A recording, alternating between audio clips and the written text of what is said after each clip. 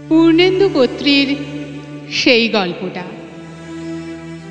আমার সেই গল্পটা এখনো শেষ হয়নি। শোনো, পাহাড়টা আগেই বলেছি ভালোবেসেছিল মেঘকে, আর মেঘ কিভাবে শুকনো খটখটে পাহাড়টাকে বানিয়ে তুলেছিল ২৬ বছরের ছোকরা, সে তো আগেই শুনেছ।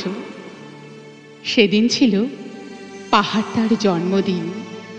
পাহাড় মেঘকে বললে, আজ তুমি লাল শাড়ি পরে আসবে। মেঘ পাহাড়কে বললে, আজ তোমাকে স্নান করিয়ে দেব চন্দন জলে।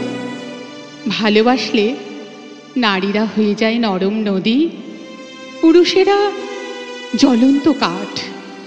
সেইভাবেই মেঘ ছিল পাহাড়ের আলিঙ্গনের আগুনে, পাহাড় ছিল মেঘের ঢেউ জলে। হঠাৎ আকাশ জুড়ে বেজে উঠল ঝড়ের জগঝম্প। ঝাঁকড়া চুল উড়িয়ে ছিনতাইয়ের ভঙ্গিতে ছুটে এলো এক ঝাঁক হাওয়া। মেঘের আঁচলে টান মেরে বললে, ওচ্ছরি তোর বিয়ে। এখনো শেষ হয়নি গল্পটা। বজ্রের সঙ্গে মেঘের বিয়েটা হয়ে গেল ঠিকই, কিন্তু পাহাড়কে সে কোনোদিনই ভুলতে পারল না। বিশ্বাস না হয়তো চিড়ে দেখতে পারো পাহাড়টার হাড় পাঁজর, ভিতরে থই থই করছে শত ঝর্ণার জল।